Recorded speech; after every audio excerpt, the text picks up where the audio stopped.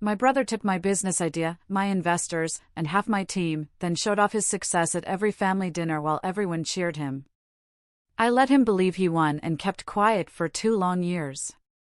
Then I dropped my own version with stronger funding, hired all his best employees for double the pay, and watched his company fall apart in just 6 months.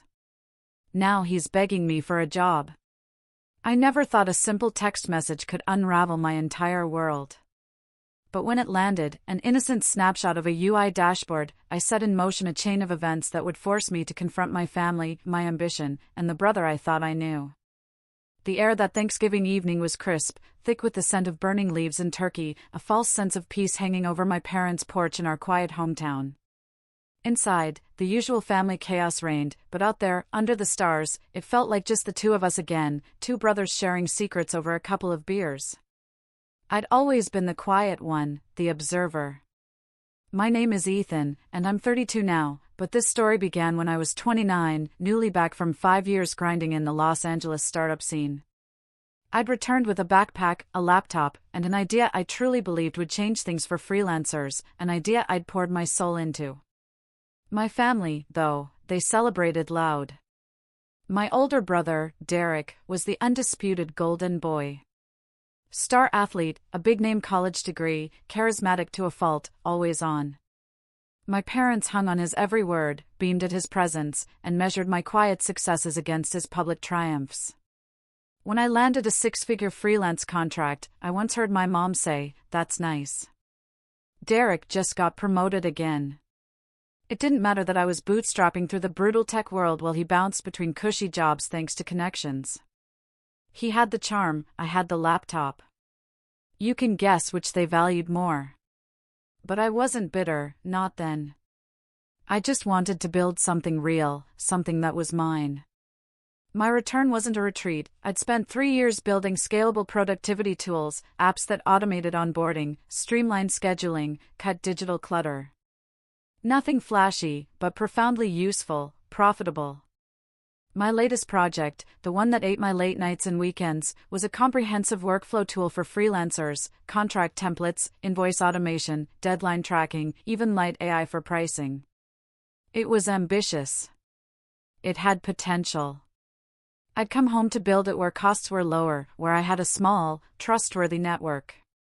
I rented a co-working space downtown, reconnected with old developer friends, even brought on a junior dev I'd mentored. Within a month, we had an MVP. I was quietly, deliberately, putting together a pitch deck for early-stage investors. The mistake? Telling Derek. "I've been working on something," I'd said, tapping my phone, pulling up a screenshot of the dashboard UI. Derek squinted at it.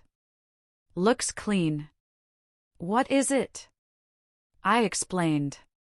I told him about the pain points I'd faced as a freelancer, how I was building something to solve them.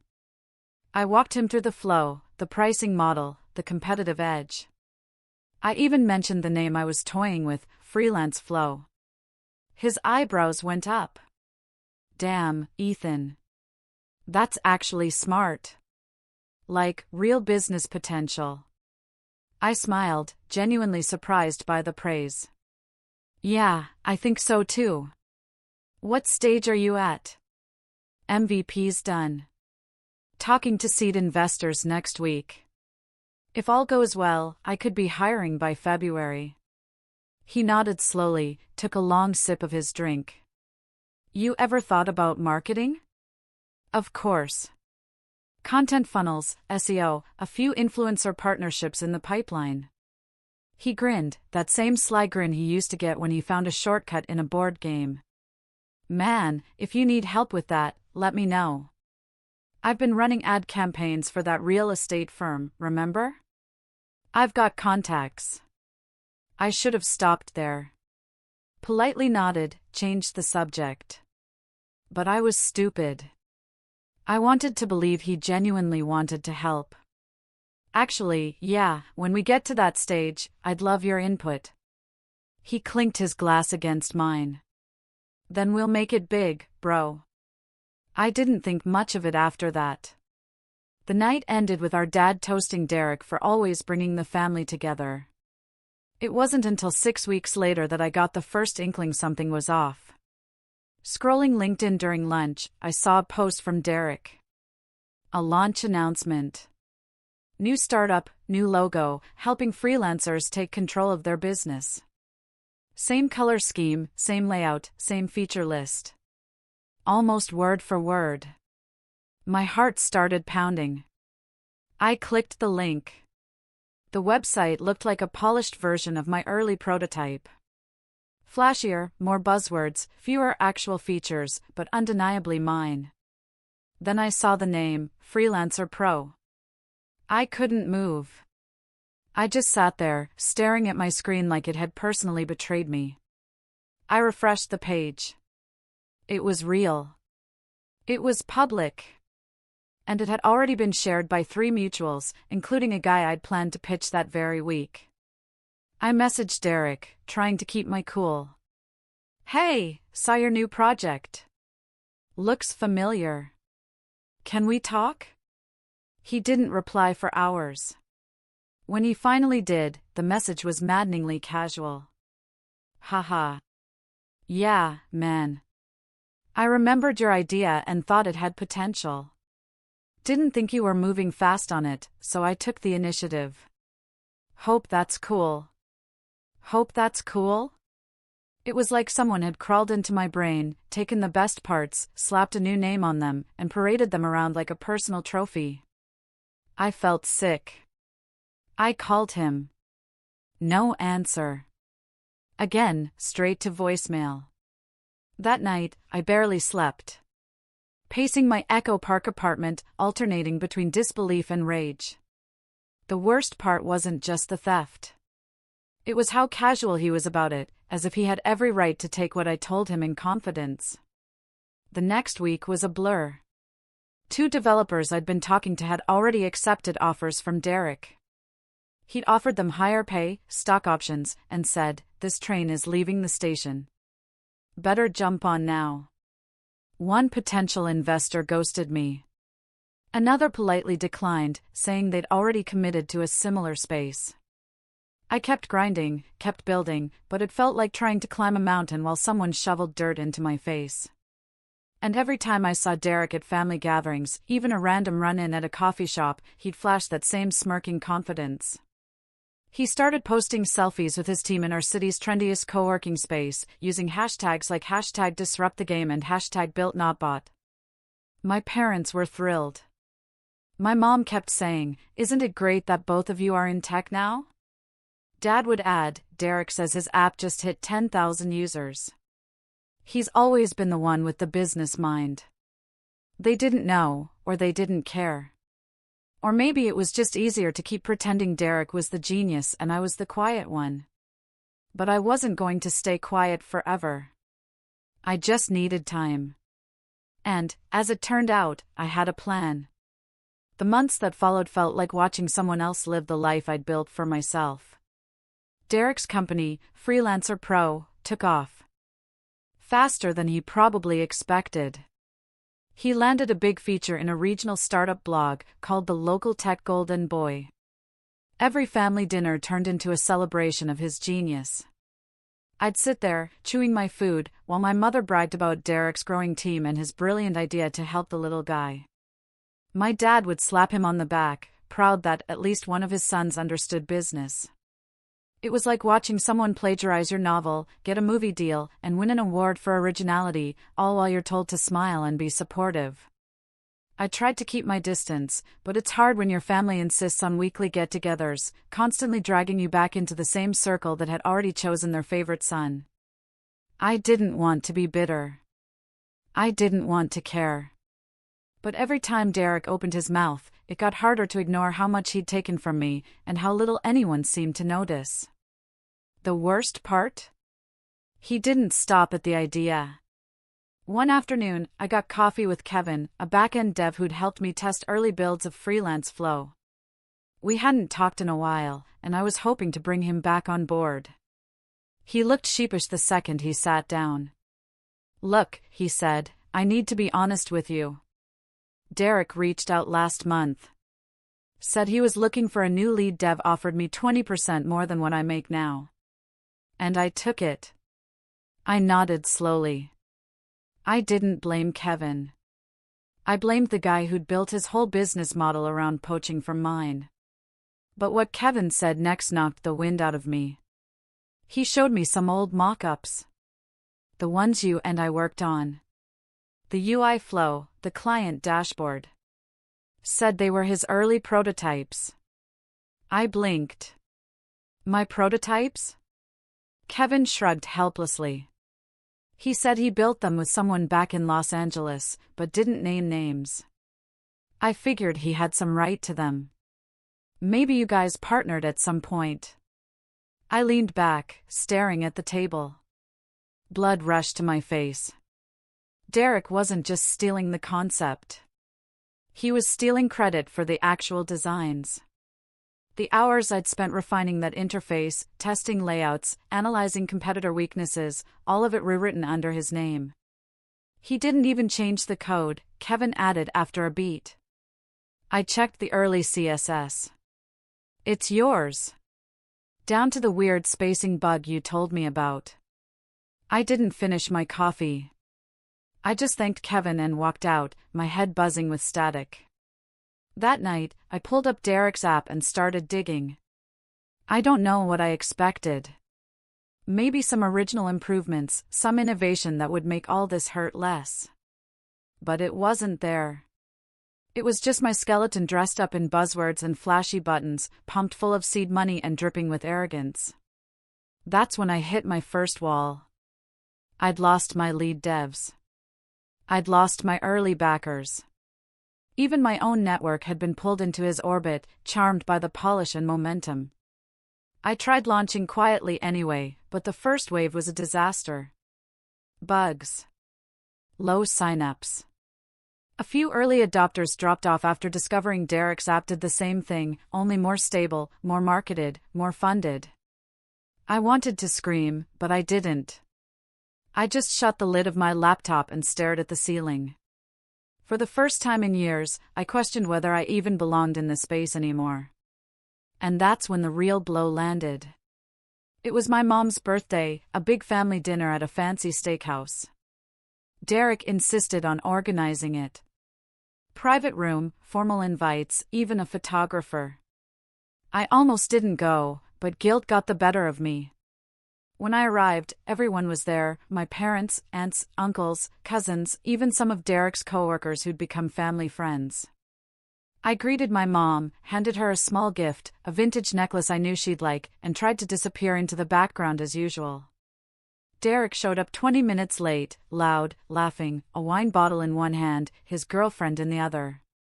Everyone clapped when he entered, like royalty had arrived. I just sat there, sipping water, counting the minutes until I could leave. But then, halfway through dinner, Derek stood up, glass raised. I want to make a toast. Everyone quieted. He smiled, put a hand on Mom's shoulder, and began talking about her support, how she believed in his dreams even when others doubted, and how proud he was to give back now that he was seeing real success. He talked about his journey, how he bootstrapped from nothing and built a platform from scratch with sweat and vision. People nodded, some even clapped. My parents beamed. And then, he said this, I remember sitting on the porch with Ethan a couple years back, talking about ideas. And he said something that stuck with me, something about how freelancers don't need more tools, they need smarter ones. That line sparked something in me. And that's where Freelancer Pro really began. There it was. The bone he threw me. The little half-truth to make it all seem like I'd inspired him. Not that I built it. Not that it was mine. Just a passing comment I made over drinks that he, the brilliant one, had the insight to act on. I didn't say anything, not then. But I remember gripping the edge of the table so tightly my knuckles turned white. After dinner, I stepped outside for air. My aunt followed a few minutes later. Are you okay? She asked gently. I nodded. Just needed a break. She hesitated. Ethan, you know, we're all really proud of Derek, but you shouldn't give up on your ideas, okay? You're smart, too. You've got potential. I smiled, nodded again, and walked to my car. That night, I didn't sleep. I just lay awake, staring at the dark ceiling, my mind racing. That was my breaking point.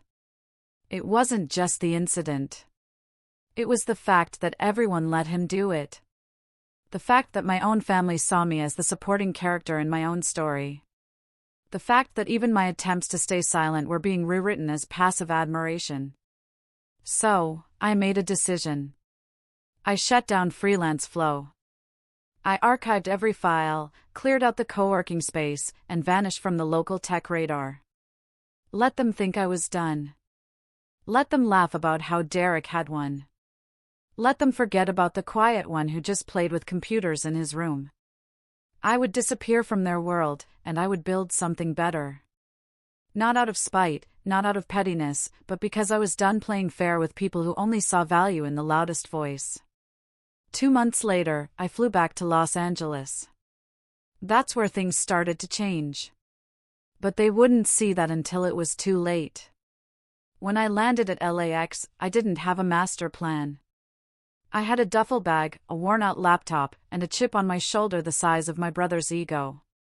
I hadn't been back to Los Angeles in almost a year. Not since I left, thinking it'd be smarter to build closer to home. That thought alone made my stomach turn. The irony wasn't lost on me. Running back to where I started, like a failed experiment, crawling back to the lab.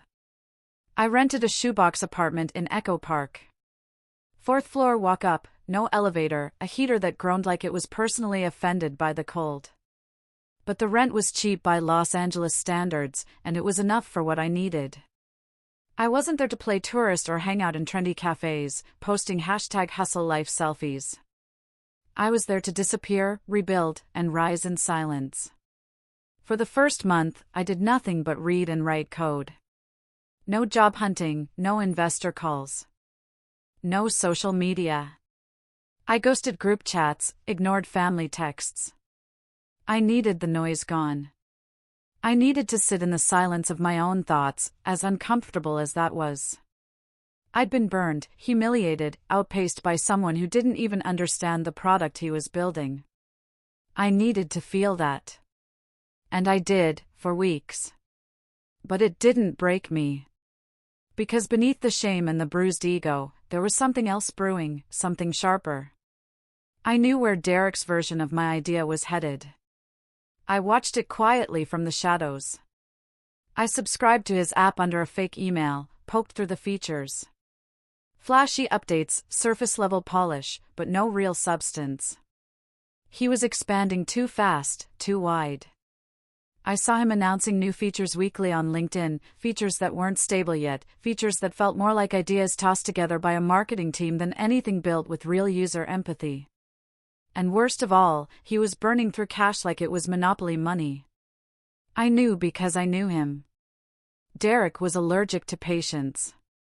He was spending on office space, branded merch, sponsored content, and culture retreats for a team that hadn't even found product market fit yet. Meanwhile, I went the opposite direction. I stopped thinking about competition. I stopped thinking about revenge. I started thinking about users. Every morning, I opened Reddit, Discord communities, and niche freelance forums. I talked to real freelancers, copywriters, illustrators, indie devs, translators. I asked questions, listened, took notes.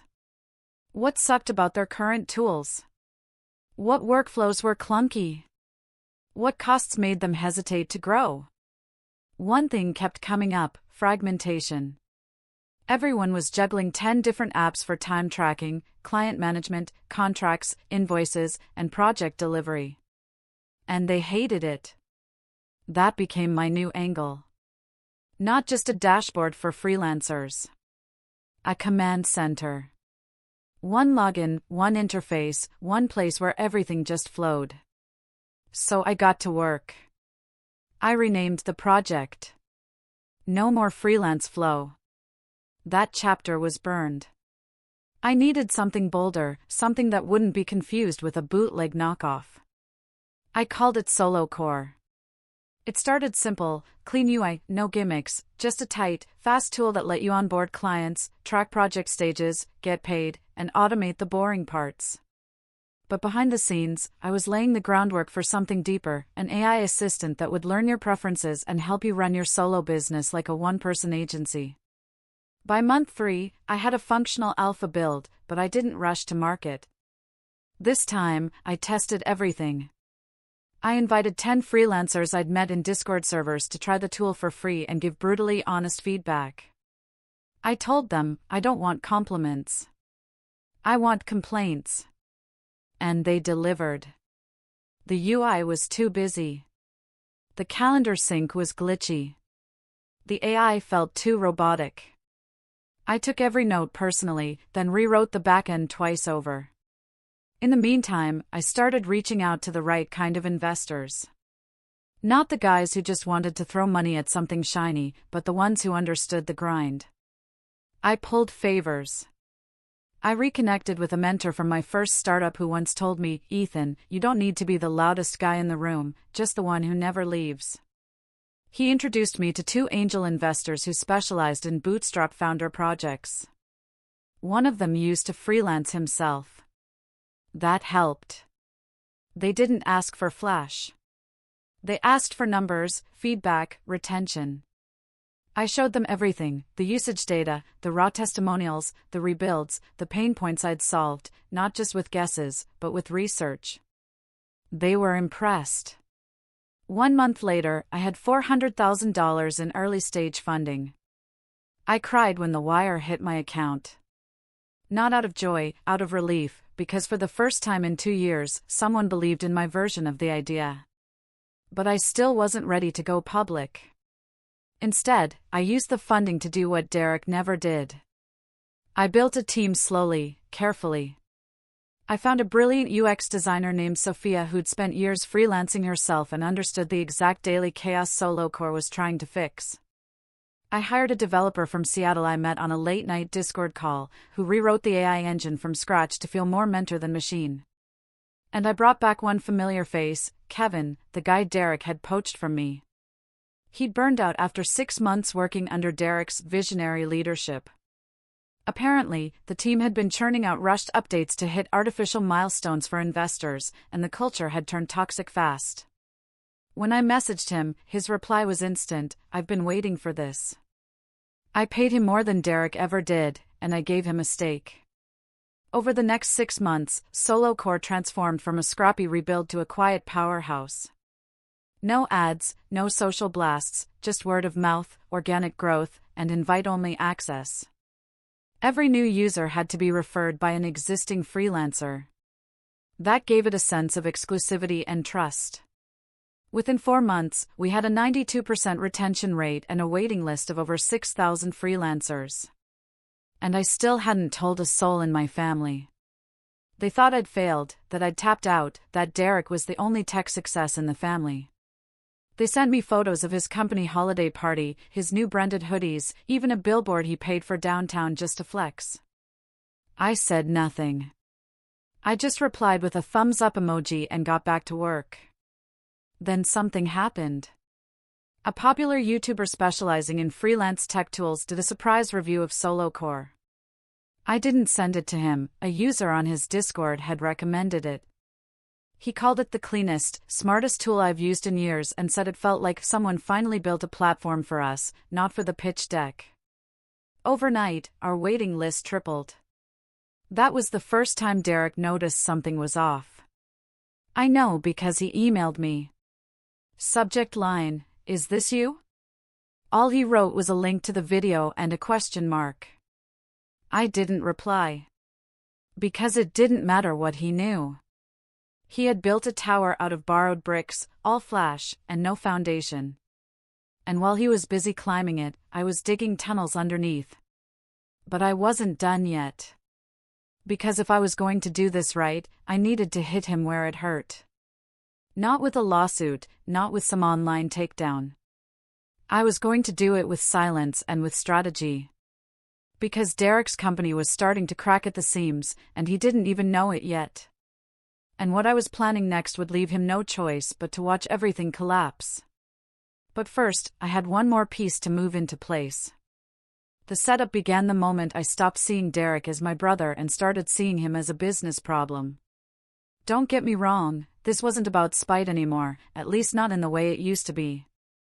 I'd spent too many nights in my tiny Echo Park apartment, dragging myself through code, design, testing, rebuilding over and over until the fire that once burned purely with rage had cooled into something sharper, strategic, calculated. This wasn't just payback. This was chess, and I was already 10 moves ahead. The key to everything was timing. Derek's company, Freelancer Pro, had been living on borrowed momentum. His whole operation was built like a startup meme page come to life, all surface, no depth. Every time I quietly checked in on their progress, I saw new press releases, new partnerships, vague feature drops, and relentless marketing spam. Everything but real user traction. The cracks had started to show. One of his customer support reps posted anonymously on a subreddit for startup horror stories. They talked about the insane churn rate, how users would sign up, get overwhelmed by bugs, and leave within days. Investors were pushing for growth, and Derek responded by slashing quality assurance and doubling the ad budget. It was unsustainable, and I knew it. But I needed proof, real proof. So, I reached out to an old college friend, Chris, who now worked in SaaS data analytics. I asked for a favor. Nothing illegal, just insights. Chris pulled some traffic estimates, bounce rates, and third-party churn data from public APIs and other tools I didn't even know existed. The numbers painted a perfect picture. Derek's app had peaked 6 months earlier. Since then, user growth had flatlined, active usage was declining, and refund requests had tripled. Meanwhile, his spending was increasing. His marketing campaign for Q3 alone cost more than my entire build. He's flying blind, Chris said over our encrypted call. That, or he's desperate. Exactly what I needed to hear. But the real opportunity came during a casual conversation with Sophia, my lead designer. She just wrapped a feedback call with a group of power users, freelancers making over $100,000 per year, using Solo Core to manage clients at scale. She said something that stuck with me: they're all on Slack together. A private group. They trade clients, tools, contracts, and they hate Freelancer Pro. I sat up. Wait, what do you mean? One of them showed me a thread. They called it a shiny panic button for people who don't want to think. Brutal, but honestly accurate. Think they'd ever switch if we made an offer? Sophia hesitated, then smiled. I think they're waiting for one. So I asked her to find the ringleader, someone with the ear of the group, someone influential. 2 days later, she introduced me to Chloe. Chloe was a powerhouse, a UX writer by trade, a 6-figure solo consultant, and brutally honest. I hopped on a call expecting skepticism. Instead, she opened with, "Took you long enough." I laughed, and just like that, we clicked. We talked for almost 2 hours. She walked me through every pain point she'd seen in the freelance tools market, especially Freelancer Pro. How Derek's app overpromised, underdelivered, and ignored feedback unless it came with a blue checkmark. How the platform felt like it was built by someone who heard freelancers existed but never was one. She ended the call with, "If you're ready to move, I've got 50 names." And just like that, the dominoes began to line up. Over the next 2 weeks, I worked with Chloe to craft a beta program for Solo Core Pro, our advanced tier designed for high-income solo operators, contract automation, deep client analytics, and an AI assistant that could write outreach emails, quote pricing based on historical data, and even build pitch decks in under 5 minutes. We positioned it as a consultant's secret weapon. But here's where the setup really began. We offered it to 100 hand-picked freelancers, many of whom were already active on Freelancer Pro. We made it exclusive, invite only. Each user had to sign an NDA, and we promised them early access, personalized onboarding, and lifetime perks if they helped stress test the system. Within 10 days, 92 signed up. Word started spreading quietly, strategically, inside those freelancer circles. People weren't just trying solo core, they were switching. Some deleted their old Freelancer Pro accounts on stream and tweeted cryptic things like, "Sometimes you don't realize how bad a tool is until you try one built by someone who actually cares." I watched it all unfold without saying a word publicly. Not a tweet, not a press release. And then came the opening I didn't expect. Derek reached out again. This time he called. I let it ring once, twice, then answered, calm as ever. "Hey," I said.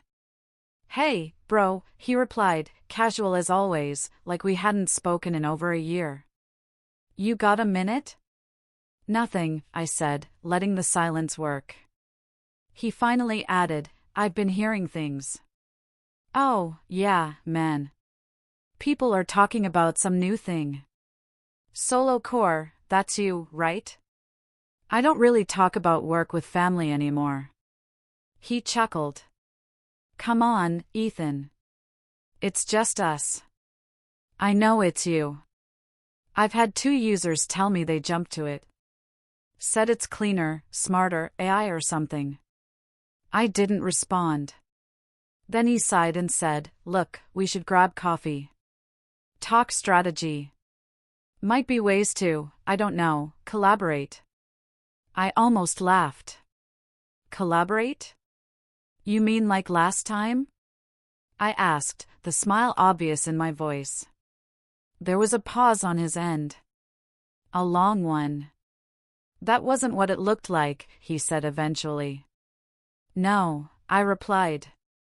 "It was exactly what it looked like." He tried again. "We're both killing it, right? Maybe we pull resources, dominate the space together." That's when I realized he wasn't just curious, he was worried. The golden boy was feeling the cold. I ended the call with, "I'll think about it," and blocked his number 5 minutes later. But I wasn't done. The final part of the setup came down to one move, one that would send a message not just to Derek, but to the entire freelance SaaS world. I decided to host a live demo week. Each day we'd showcase a different solo core feature in action. Real users, real tools, real workflows. No fluff, just power. We launched it quietly with a referral-only sign-up, no ads. By the end of the week, we had 12,000 viewers and over 3,000 sign-ups. Derek, he tried to do a response webinar on the final day. It crashed halfway through.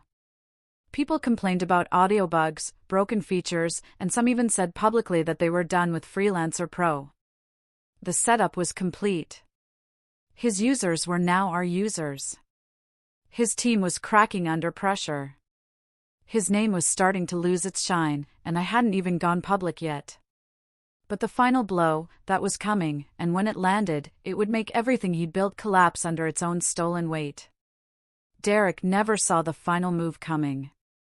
He couldn't, because by the time I pulled the trigger, he was too busy trying to plug the holes in a ship that was already sinking. I waited until the cracks in Freelancer Pro were wide enough for sunlight to pour through. The timing had to be perfect, no earlier, no later. And when the moment arrived, it wasn't dramatic. It wasn't some big explosion. It was quiet, surgical. The first blow came from inside his own house. I got a message from Brooke, one of Derek's former operations leads. I didn't know her personally, but she had reached out through a mutual connection after hearing I was behind Solo Core.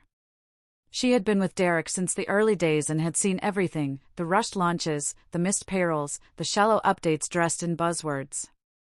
And now she was out, burned, bitter, and ready to talk.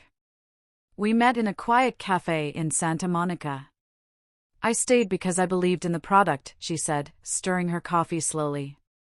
But there was no vision, just ego. Every time someone gave actual feedback, Derek called it negativity. He surrounded himself with yes men. She handed me a folder. It wasn't full of secrets, nothing confidential, nothing illegal, but it was full of truth. Churn rates, user complaints, unfulfilled promises to investors, proof that Freelancer Pro had stopped growing months ago, even though Derek kept claiming otherwise. He's trying to raise another round, Brooke added. He's calling it a bridge round, but it's just to keep the lights on. I thanked her, offered her a position on my operations team, and walked away knowing I had everything I needed. Because Derek didn't just need money. He needed a miracle, and I was about to take away the last one he had. 2 weeks later, I announced the public launch of SoloCore. No fluff, no champagne, just a tweet. We've spent 2 years listening to freelancers, building with them, learning from them. Welcome to SoloCore, your freelance business unified. Built by freelancers, built for freelancers. We're ready. The tweet blew up. Our waiting list of 30,000 opened overnight. Existing users shared their results. Case studies dropped. Influencers in the freelance world started creating content without us asking. And on day 3, we dropped the final piece, the migration tool. With a single click, users could import their entire client history, invoices, contacts, and schedules from Freelancer Pro automatically into SoloCore. Clean UI. Zero friction. I even paid for ads on the tool's landing page with the headline, "Time to upgrade from copycats." Move your freelance business to SoloCore in 60 seconds. The floodgates opened. We had 8,000 users switch in the first week, then 15,000. Then entire agencies that had used Derek's product to onboard contractors switched over and tweeted, never looking back. Derek, he was silent for a while, but I knew he wouldn't stay that way. It was day 10 of our launch when he finally broke. He went live on LinkedIn with a video titled "Setting the Record Straight." I watched with popcorn in hand. He looked tired, less polished than usual. The energy was still there, he was always good on camera, but the cracks were visible. "Look, I know there's a lot of noise right now," he said. Some competitor trying to make waves. Copying our space. I won't name names, but I'll say this. Building a company takes courage, not just code. It takes risk and vision, and we're not going anywhere. The comments disagreed, hard. People dragged him for his vision. They brought receipts, side-by-side screenshots showing identical dashboard layouts from a year ago, complaints about bugs that had gone unresolved, tweets like, "Bro, you literally stole your brother's idea and you did it worse." And then, Ethan launching a better version in silence and eating your lunch. This aged like milk. I didn't reply, not once, but I didn't have to. On day 14, we announced our team expansion initiative, a hiring program designed specifically for developers and designers with experience in freelance SaaS platforms. Every recruiter in the tech scene knew what it meant. I poached 5 of his senior engineers. I offered double salaries, stock options, and more importantly, leadership input. They weren't joining a rebound. They were joining a vision. One of them even tweeted, "Left the house of cards. Joined a fortress. Thanks at SoloCore." Then came the final collapse. 3 weeks after our launch, a Medium post dropped. It was titled, "How I Wasted $2.1 million Building the Wrong Startup." It was written by one of Derek's original investors. The post went viral. He detailed everything, how he was seduced by charisma, how he ignored red flags, how Derek's team burned through cash while chasing flashy features and never cared about user retention. He never named SoloCore, but the message was clear. By the end of the month, Freelancer Pro laid off half its staff. Their Twitter went dark. The live chat on their homepage quietly disappeared. And then, in a move that nearly made me laugh out loud, Derek updated his LinkedIn title from founder and CEO of Freelancer Pro to former tech exec, open to work. I didn't block him this time. I let him watch every new milestone, every press feature, every testimonial from users he once had but couldn't keep. And then, because the universe loves poetic timing, I got an email from him. Subject, "Let's talk." "Hey Ethan, I know things didn't go the way either of us expected. I just wanted to say congrats on SoloCore. It's a hell of a product. If you're hiring, I'd love to chat. I still have a lot to offer. No ego, just looking for a fresh start. Hope we can talk soon. Derek. I stared at the screen for a long time. Not because I was unsure, but because there was a time, years ago, when I would have wanted this, the apology, the admission, the reversal. But now I just felt nothing. So, I opened a blank reply, typed 2 words, "We're good," and hit send. No drama, no speech, just closure. The next morning, I went back to work. I had a product roadmap to review, a call with Sophia about our next feature rollout, and a Slack channel full of freelancers sharing stories about how SoloCore helped them finally scale without chaos. Derek had taken my idea, but I'd taken it back, and I'd built something stronger. The kind of strength that doesn't need a spotlight because the results speak for themselves. And as for Derek, well, some lessons hit hardest when they arrive without a mic drop. Just silence and the sound of everything you built collapsing behind you. What would you have done in my shoes?